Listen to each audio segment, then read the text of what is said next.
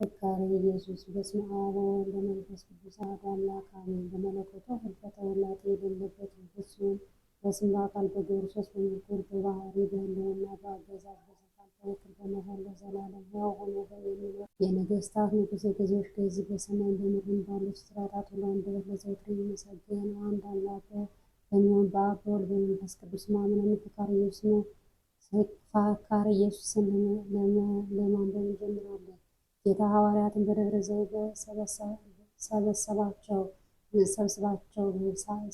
ሳለ በላይኛው ዘመን በሚመጣው ትውልድ የሚደርገውን በዚያን ጊዜ ዓለም ከተፈጠረ ጀምሮ እስከ ዛሬ ድረስ ያልሆነ እንግዲህ ከቶ የማይሆን ታላቅ መከራ ይሆናል። በዚያም ወራት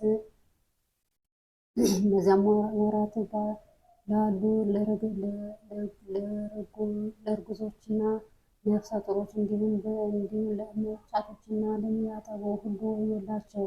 ያን ጊዜ እነዚያ ቀኖች ስለ ደጋጎችና ስለተመረጡ ሰዎች ባያጠሩ ኑሮ ሥጋ የለበሰ ሁሉ አንዳችም ባልዳነ ነበር። እንግዲህ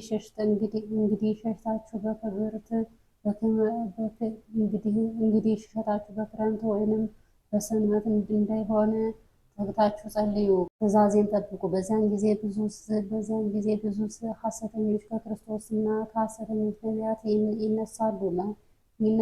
ማንም እንሆ ክርስቶስ በዚህ አለ ወይም ከዚያ ነው ቢላችሁ አትመኑ። ብዙ ድንቅና ታላላቅም ምልክት በማየት የተመረጡትን ለማሳየት ይሞክራሉ። እንግዲህ እነሆ አስቀድሞ ነገርኳችሁ። ክርስቶስ በበረሃ ነው ወይም በእልፍኝ አለ ቢሏችሁ አትቀበሏቸው። የሰው ልጅ አመጣጥ መብረቅ ከምስራቅ ወጥቶ እስከ ምዕራብ እንደሚታይ ነውና የዚያን ጊዜ ተጠንቀቁ። ምሳሌውን ከበለሲቱ ተማሩ። ጫፉ ሲያጠቁሩት ሲያቆጥሩት ቅጠሏም ሲለመልም በዚያን ጊዜው እንደቀረበ ተረድታችሁ፣ እንዲሁም ደግሞ እናንተ ይህን ሁሉ ስታዩ በእጅ እንደደረሰ እወቁ። እውነት እላችኋለሁ ሰማይና ምድር ያልፋል፣ ቃሌ ግን አያልፍም። ስለዚያች ቀንና ስለዚያች ሰዓት ከአባት ብቻ በቀር የሰማይ መላእክትም ልጅ ቢሆን የሚያውቅ የለም። ስለዚህ ነቅታችሁና ተግታችሁ ተዘጋጅታችሁ ተሰናድታችሁ ጠብቁ። ከዚያም ወራት መከራ በኋላ ፀሐይ ይጨልማል፣ ጨረቃም ብርሃኗን አትሰጥም፣ ከዋክብት ከሰማይ ይወድቃሉ፣ የሰማዮች ኃያላት ይናወጣሉ። በዚያን ጊዜ የሰው ልጆች ምልክት በሰማይ ይታያል። የምድር ወገኖች ሁሉ ዋይ ዋይ እያሉ የሰው ልጆችም በታላቅ ኃይልና በብዙ ክብር በሰማይ ደመና ሲመጣ ይታያል። መላእክቱም ከታላቅ የመለኮት ድምፅ ጋር ይልካቸዋል። በዚያን ጊዜ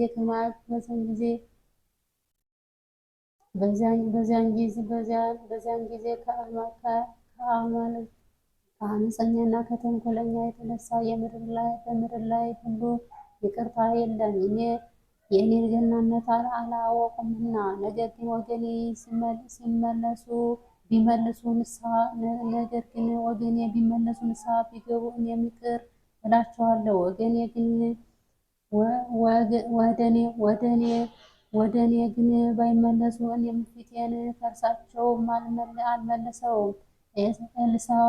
ኤሳው ብኩርናውን ለመብል እንደሸጠው በረከትንም እንዳጣ እንደዚያ በመንፈስ ቅዱስ የሸጣቸውን ልጆችነት ለአምልኮተ ጣዖት ይለውጡታልና በዚያን ጊዜ ተጠንቀቁ። በዚያን ጊዜ ሐሰት፣ ትዕቢት፣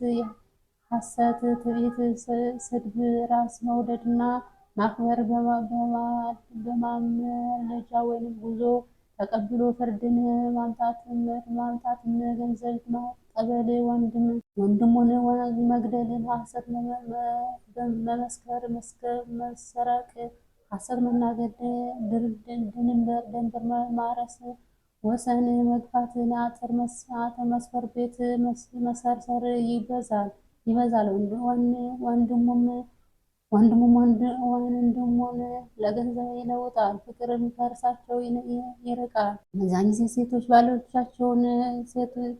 ጊዜ ሴቶች ለባሎቻቸው አይገዙም፣ ባሮችም ለጌታቸው አይገዙም። ሴቶች በመኳንንት ወገን በር ሊቀመጡ ይወዳሉ፣ በወንድ መሳሪያ ያጌጣሉ፣ እንዲህም ይላሉ፣ በዳኝነት ተቀምጠን ፍርድ እንዲፈርድ ይላሉ። ሴት የተናገረችው ለባሏ አይጥማው፣ ባሏ የተናገረው ለሚስቱ አይጥማትም። የባሏንም ፈቃድም አትሰራው። ባሏ ስለ ንብረቱ ይታገሳታል፣ ፈቃዱን ታደርግ ዘንድ እሺ ብትለው ለጊዜው ደስ ይለዋል፣ እምቢ ብትለው ስለ ንብረቱ እያዘነ ይናገራል። በዚያን ጊዜ ከሀብታቸውና ከብልጽግናቸው የተነሳ የእግዚአብሔር መኖር ይዘነጋሉ።